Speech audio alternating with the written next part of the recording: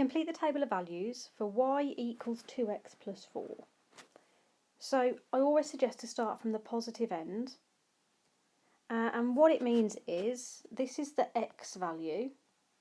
So when x is 3, if I substitute that into this equation, I will find that y should be 10. So let's just check that works.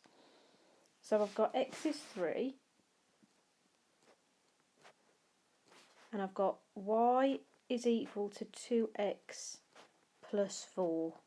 So I need to change it to y equals, I'm going to change x to be 3. Now remember, that means 2 times x there. So it's going to be 2 times 3, add 4. Well, 2 times 3 is 6, add 4 is 10. So yeah, that one's correct. So let's try the next one. So now we're going to have a look at, and I'm going to change colour to make sure we understand, what happens when x is 2. So if x is 2, it's going to be y equals, I'm just going to write the whole thing out again, 2x plus 4. Now x is 2, so the x is going to change to 2. So y equals 2 times 2, add 4. 2 times 2 is 4, add 4 is 8. Next one, what if x is 1?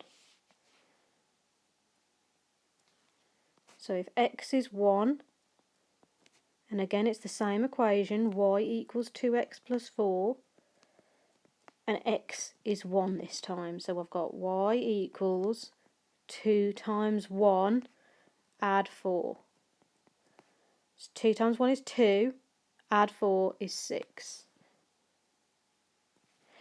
Now we should be able to see a pattern before we even get to the negative numbers. And you can see that 10 take away 2 is 8. Take away 2 is 6. Take away 2 is 4. So we would be carrying on taking away 2. So we're expecting that this one should be 2, because 4 take away 2 is 2. So let's just check. So if x is minus 1, y equals 2x add 4. So y equals 2 times minus 1, because we've changed the x for minus 1, add 4. 2 times negative 1 is negative 2, add 4.